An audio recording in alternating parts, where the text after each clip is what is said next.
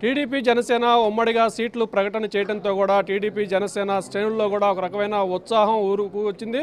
ఉమ్మడి గుంటూరు జిల్లా వ్యాప్తంగా 17 అసెంబ్లీ స్థానాలకు గాను 12 స్థానాలకు అభ్యర్థులు ప్రకటించిన నేపథ్యంలో తెలుగుదేశం శ్రేణులు ఉత్సాహంగా ఈరోజు రోడ్ల మీదకి వచ్చి ఎలక్షన్ ఎదుర్కొనేందుకు సిద్ధంగా ఉన్నారు. సీట్లు ప్రకటనలో సీట్లు వచ్చిన అభ్యర్థులకు అభినందనలు తెలియజేస్తూ ఉన్నారు. ప్రస్తుతం మనం 4వ వేమూరు నియోజకవర్గం నుంచి పోటీకి సిద్ధమవుతున్న మాజీ మంత్రి టీడీపీ పొలిట్ బ్యూరో సభ్యులు నక్కానంద బాబు కార్యాలయం వద్ద సందడి వాతావరణం నెలకొనింది. నియోజకవర్గంతో పాటు జిల్లా వ్యాప్తంగా వచ్చి శ్రేణులు మొత్తం కలిసి శుభాకాంక్షలు తెలియజేస్తున్న పరిస్థితి అయితే ఉంది. మనతో పాటు సీటు సాధించి 4వ పోటీకి సిద్ధమవుతున్న ఆనందబాబు ఉన్నారు. సార్ చెప్పండి, ముందుగా మీకు ఏబిఎన్ తరపున శుభాకాంక్షలు. సార్ చెప్పండి, ఏంటి ఈరోజు 4వ పోటీ సిద్ధమవుతున్నారు, నియోజకవర్గంలో పరిశీలన ఎలా ఉంది, ప్రత్యర్థి పార్టీ నుంచి మీకు పోటీ ఎలా ఉంది?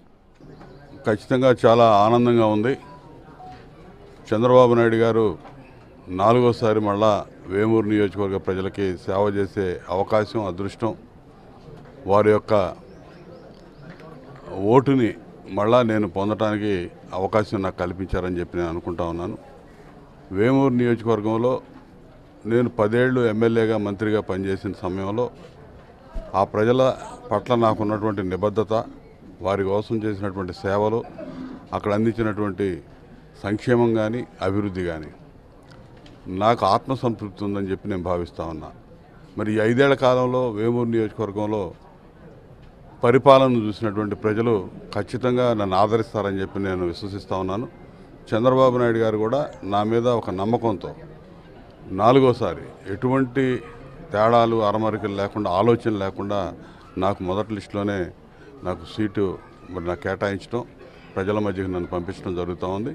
ఖచ్చితంగా 100% వేమూరు నియోజకవర్గంలో ఎప్పుడూ లేని విధంగా, అసలు నియోజకవర్గం ఏర్పడ్డాకే ఎప్పుడు లేని మెజార్టీతో నేను గెలిచి ఆ సీట్ని చంద్రబాబు నాయుడు గారికి నేను కానుకగా నేను అందిస్తాను. అటు విధంగా ఆ విధంగా అక్కడ ప్రజలు నన్ను ఆదరించబోతా ఉన్నారు, ఆశీర్వదించబోతా ఉన్నారు అని చెప్పి నేను పూర్తిగా నమ్ముతా ఉన్నాను. సరే, ఇప్పుడు ప్రస్తుతం వేమూరు నియోజకవర్గం నుంచి ఉన్న ఎమ్మెల్యే మంత్రిగా ఉన్నారు, ఆయన మార్చి వేరే కొత్త అభ్యర్థిని వేశారు. ఎందుకు ఇక్కడ మంత్రి ప్రజల వ్యతిరేకత వచ్చిందా? ఎందుకు సార్ ఆ మార్పు మీరు ఎలా స్వీకరిస్తున్నారు?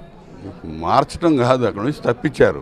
5 సంవత్సరాలకి ఇప్పుడు ప్రజాస్వామ్యంలో ఎన్నికలు 5 ఏళ్లకు ఒకసారి వస్తాయి. ఎన్నుకోబడ్డటువంటి ప్రజాప్రతినిధి 5 సంవత్సరాలు ప్రజలకు సేవ చేయాలి. అటువంటిది 6 నెలల ముందు ట్రాన్స్ఫర్ అయ్యండి, ప్రభుత్వ ఉద్యోగం ట్రాన్స్ఫర్ చేసినట్టు ఆడ ఉన్నటువంటి ప్రజాభిప్రాయ సేకరణ అధికారంలో ఉన్న, అపోజిషన్లో ఉన్న నిత్యం ఆ సేకరణ జరుగుతూ ఉంటుంది. ప్రభుత్వంలో అధికారంలో ఉన్నవాడికి ఇంటెలిజెన్స్ రిపోర్ట్లు, స్పెషల్ బ్రాంచ్ రిపోర్ట్లు, ఇతరత్ర సర్వేలు అన్నీ చెబుతూ ఉంటాయి. ఈ పనికిరాడు ఓడిపోతాడనేసి ఇక్కడ నుంచి తీసి ఇంకో చాట పోసారు. ఆ చెత్తను తీసుకెళ్ళి ఎక్కడో ఇన్ఛార్జ్ కొనని తీసుకొచ్చి ఇక్కడ పడేశారు. కాబట్టి ఇవన్నీ వాళ్ళ ఓటమిని వాళ్ళు స్వయంగా ఒప్పుకున్నట్టే, ఇక దాని గురించి సెకండ్ థాట్ లేదు. వాళ్ళ ఓటమిని, అధికార పార్టీ ఓటమిని ఇప్పుడు దాదాపు 70-80 చోట్ల ఒప్పుకున్నట్టు అయిపోయింది. వాళ్ళు వన్ సైడ్ ఎలక్షన్ జరగబోతూ ఉంది. తెలుగుదేశం పార్టీ, జనసేన పార్టీ కలయిక, ఆ శ్రేణులు కూడా సమన్వయంతో మేమందరం కూడా కలిసి ముందుకెళ్ళబోతా ఉన్నాం. ఖచ్చితంగా 100% ఈ జగన్మోహన్ రెడ్డి అనే దుష్ట పరిపాలన ఏదైతే ఉందో, ఈ రాష్ట్రంలో సాగుతున్నటువంటి పరిపాలన సాగనంపడానికి ప్రజలు సిద్ధంగా ఉన్నారు. అది వాళ్ళకే తెలుసు. వాళ్ళకి కూడా తెలిసే ఏం చేయాలో దిక్కు తోచని స్థితిలో అతని సిద్ధం అని చెప్పి సభలు పెట్టి ప్రజల్ని ఏదో ఒక విధంగా భయభ్రాంతులు చేయాలి, ప్రజల్ని మోటివేట్ చేసే మీడియాని భయభ్రాంతులు చేయాలని చెప్పి మీడియా విలేకరుల మీద, ఏబిఎన్ కానీ, ఈనాడు కానీ, టీవీ5 కానీ విలేకరుల మీద ఎగబడతా ఉన్నారు. సిగ్గు చేతకానితనం అది. ఎగబడి కొట్టటాలు ఏదో చేసి ఒక భయానక వాతావరణం రాష్ట్రంలో తేవాలని చూసుకుంటున్నారు. అయితే వాళ్ళ ఓటమిని మాత్రం వాళ్ళు స్పష్టంగా వాళ్లే ఒప్పుకున్నారు, అందులో అనుమానమే లేదు. 6 నెలల ముందు ప్రజాప్రతినిధి, ఎన్నికైన ప్రజాప్రతినిధి పంపించడం ఏందండి? ఎవడు చేస్తాడు సేవ? నిన్ను సేవ చేయమని 5 ఏళ్ళకి ఎన్నుకున్నారు. నువ్వు 6 నెలల ముందు ఇక్కడ నుంచి మనిషిని ట్రాన్స్ఫర్ చేసావు. ట్రాన్స్ఫర్ చేసే అధికారాలు ఉన్నాయా ప్రజాస్వామ్యంలో? ప్రజాప్రతినిధులు ట్రాన్స్ఫర్ చేసే అధికారం చేసావంటే నీ ఓటమి నువ్వు ఒప్పుకున్నావు. ఇక్కడ పనికిరాడు అని చెప్పావు. ఒక వేమూరనే కాదు, రాష్ట్రంలో ఎన్ని చోట్ల చేశాడు మంత్రుల్ని, ఎమ్మెల్యేలని. కాబట్టి వాళ్ళ పని అయిపోయింది. జగన్మోహన్ రెడ్డికి తెలుసు అది ఏం చేయాలో అర్థం కావట్లేదు. కాబట్టి అడ్డగోలుగా సంపాదించినటువంటి డబ్బు లక్షల కోటాను కోట్లు అక్కడ మూలుగుతూ ఉంది. ఆ డబ్బుతో ఏదో ఎలక్షన్ చేయొచ్చు అని అనుకుంటా ఉన్నాడు. కానీ ప్రజల అమాయకులు కాదు.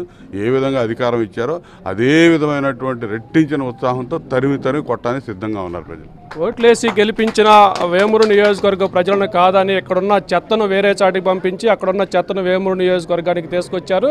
టీడీపీ జనసేన కలిసి ఆ చెత్తను ఊడ్చి కృష్ణానదిలో పడేసేందుకు కూడా శ్రేణులు మొత్తం కూడా సిద్ధంగా ఉన్నారంటూ కూడా ఆనందబాబు చెబుతున్నారు. నాపై నమ్మకంతో చంద్రబాబు మరోసారి సీట్ ఇచ్చినందుకు గతంలో లేని విధంగా భారీ మెజార్టీతో కూడా వేమూరు సీట్ని గెలిచి చంద్రబాబుకి గిఫ్ట్గా ఇస్తామంటూ కూడా ఆనందబాబు చెబుతున్నారు.